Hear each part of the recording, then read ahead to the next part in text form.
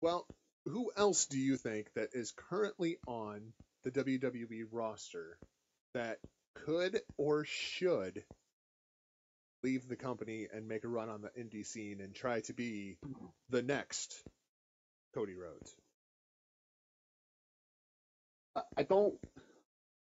I don't necessarily want to see anyone leave because, damn, that WWE contract, that means some good money and it means job safety for, while you're there. You know where you're going, you know the bookings, you know the towns, you know your travel, you got people taking care of you. I mean, it's a pretty Okay, nice setup to have. well, let me rephrase then. Now with that, I know what you're saying here. It push come to shove. If someone's got to go, who do you see having success? Well, let me rephrase.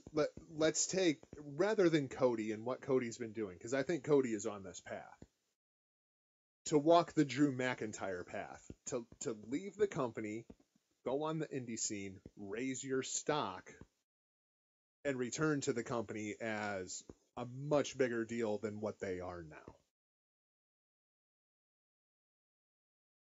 Is I there think anybody on the one, roster you see that could take that I, path? I guess one that pops out immediately, and it just seems so obvious. Um, after I say this individual, I'll kind of look through the roster here and see if I can find maybe someone not so out there. But I mean, it's got to be Rusev, right? Rusev's absolutely on my list. I think Rusev would be over huge in Japan. And I think, especially if he could go somewhere and get some of that true personality out. Yeah, I mean, he's got a lot. Wait, he's got a lot to give personality wise that they just seem to just not. I don't know. They just don't care. Just don't get it in WWE. I feel like Total Divas completely ruined Rusev. Like it gave you just that little bit of look into his real personality, and now you just want to see his real personality. You don't want the Bulgarian brute. You want handsome Ruru. Which could have went over huge. And I still think on the independent, especially in Japan, there is some good money in that destructive brute character, Oh, but completely agree. not how it's being presented through WWE. And quit making it be about foreign issues and blah blah blah. Just let him be an ass kicker. One other that has been proposed to me is Dean Ambrose. I'm not sure Ambrose is in a bad spot in the company right now. He's tag team champions with Seth Rollins. I mean, but I absolutely understand Yeah, people's interest in Ambrose. I'm not an Ambrose guy. I've never really got the character. I came up with Ambrose. I was there when he started. I was at his first show for Heartland Wrestling Association. He had his breakthrough when he won their version of Tough Enough, which was called "Make Me a Superstar." I've seen this guy from the beginning. I've always wanted him to succeed. Always been a major fan of his. And like you're saying, you really can't complain about his position. He's one of the featured superstars. He's a tag team champ. He moves in and out of the main event scene. He's always involved in some type of title feud. I think it's just be crazy. I think it's just people that are really just longing for the days of John Moxley and the true lunatic. I'm not big on CZW. I'm not big on the death matches. Um, some people like that sort of thing. It's just not my cup of tea. Ambrose, to me, the most interesting period that I ever saw the guy was when he was with the Shield. I thought he was a great talker with the Shield, and it just seems like he's kind of become content with his spot.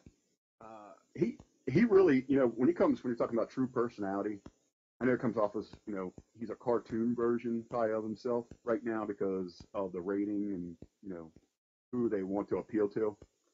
But he really is a nonchalant, doesn't give a shit kind of guy. He just rolls with punches, takes life as it is.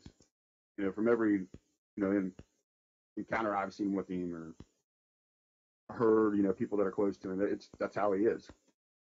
my only other suggestion is my favorite wrestler, Tyler Breeze, needs I was to. just I was just gonna pitch that. So Well, yeah, but the as a problem is turnabout, Tyler Breeze can't do it yet. Tyler is still very, very young. I think he's only 28, 29, maybe. I would run out this Fandango thing until it's dead, well, and then leave. If he's going to ever get a legit push, he's gonna have to leave, reinvent himself, and come back.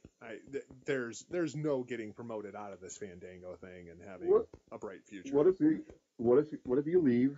You're Tyler Breeze. You leave WWE, and you've seen what's what the typical indie fans into. They love the crazy over the top marketing. They love the skits. They love the entertainment aspect of it. What if Fandango would go with him and they take that act away from WWE and really get to show what creative what they would like to do with it? No, I mean, because I could see it you've working. seen what when the Hardys could run with their stuff or what the Young Bucks do. I And would those love to guys, see. I think those guys together could get themselves over, especially with because they're great talents in the ring. So they could get us over without barely working matches. I would love to see Tyler go to Japan and join the junior heavyweight division and do Tyler Breeze versus Hiromu Takahashi. I know I sent you earlier. There's a tweet sequence online, if you can find it, between Hiromu Takahashi and Will Ospreay. That if you missed it, go search it out and thank me later because it's just fantastic. One last thought there on Tyler leaving. You really could make a comparison to the success that Juice has had over there. Oh, absolutely. And Tyler can wrestle that style. His match that he had against Jushin Liger at the first Takeover Brooklyn was fantastic. But like you said, he's still young. Hopefully, he gets a turnaround here with WWE. But doesn't look too bright. But I he's just an don't know if incredible you come talent. back from being a cross-dressing detective.